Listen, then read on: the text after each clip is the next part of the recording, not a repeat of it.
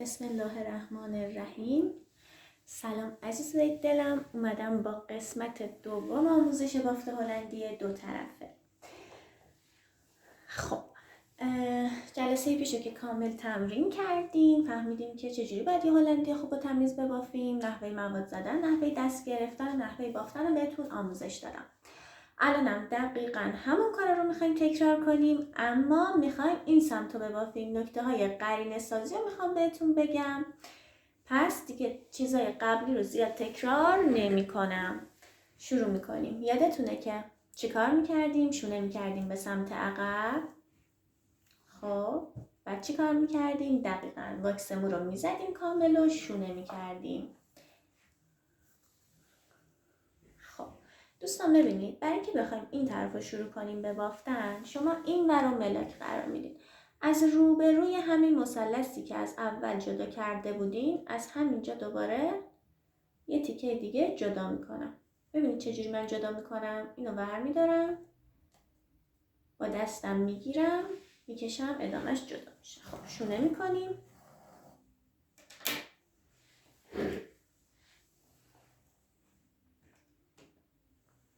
سه قسمتش میکنیم، قبلش هم که واکسمون زدیم و شروع میکنیم به بافتن. دست گرفتنمون هم که یادتونه، انگشت اشاره روی این میره زیر، دوباره انگشت اشاره روی این و این میره زیر. با این کاری نداریم، با انگشت کوچیک میگیریمش و موقع اضافه کردن. بچه‌ها ببینید دوباره همین روبرو ملاک منه. چی؟ این خطی که از اینجا جدا شده و این فاصله.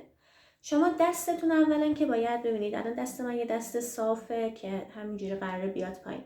دست من اینجوری نیست، یا دست من خیلی نزدیک به فرق نیست. پس فاصله دستی که تا فرق داریم خیلی مهمه. تیکه‌ای که جدا میکنم تقریبا سعی میکنم از روبروی همون تیکه قبل جدا کنم و شما اگه دستتون رو صحیح گرفته باشین، ببینید از اینجا تا اینجا این طوله، از اینجا تا اینجا هم همین طوله و بافتتون یکیش توی فرق یا یکیش این بر نمیافته. پس چشمی من حواسم به این فواصلم هست. پس نکته اول واسه قرینه سازی، نحوه درست گرفتن دست، قرارگیری صحیح دست که شما باید صاف بگیرید. خیلی نباید نزدیکش کنید یا خیلی نباید دورش کنید. بافت ادامه میدم و از طرفین اضافه میشد، مواد میزدیم، دست میکشیدیم، دوباره دستم و انگشت اشاره رو میذاشتم اینجا، این میرفت زیر، با این کاری نداشتم، از روبروی همین بر میدارم. ببینید اگه من دستم اینجا باشه چقدر فاصله میفته، یا اگه دستم اینجا باشه چقدر کمه. دست من فاصلش نرمال، این تیکایی که جدا میشن یکسان. این مشکل رو خیلی‌ها دارن که میگن که ما بافتمون یکیش میفته یه طرف، یکیش میفته یه طرف دیگه. چیکار کنیم؟ شما چشمی باید کلاً حواست باشه که دستتون رو خیلی دور یا نزدیک نگیرید. تیکا رو جدا میکنیم، هر تیکه رو مواد میزنیم، دست میکشیم و یا مواد رو که زدیم یه شونه میکشیم تا انتها. دست کشیمون هم تا انتهاست.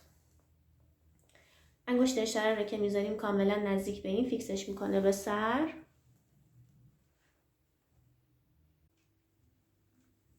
به همین صورت تا انتها با همون قوانین قبلی بافت هلندی بافتمون رو میزنیم. دوستان خیلی مهمه شما به ریز نکته ها و جزئیات توجه کنید. تمام نکته هایی که میگم همشون حائز اهمیت هستن، همشون مهمن. تک تکش رو حتی بنویسید، حتی بارها تکرار کنید. اگه همه رو اجرا کنید، همه رو بتونید همه رو با هم دیگه اجرا کنید رو بافتتون، یه بافت تمیز و بی‌نقص دارین. یه دونه‌شو اجرا کنید، دو تاشو اجرا نکنید، دو تاشو اجرا کنید، سه تاشو اجرا نکنید، یه جای بافتتون همیشه میلنگه.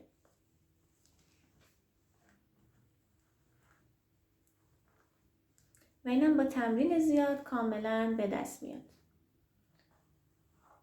همین اول کار، همین اول راه اگه نتونستید احیانا، که مطمئنم بیشترتون میتونید، چون دقتتون خیلی زیاده و تمرینای خیلی خوبی میکنید. اگه احیانا نتونستین بزنید و یه بافت خوب و تمیز در بیارین، اصلا ناراحت نباشین. بهتون قول میدم با 5-6 بار تمرین کاملا دستتون راه میفته.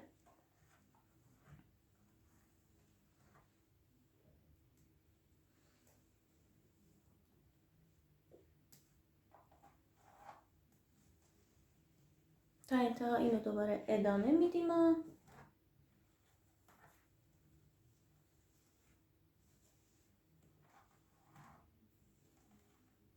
پشت گردنم که یادتونه چیکار میکردیم؟ آفرین، دستمون رو بیشتر میچسبوندیم.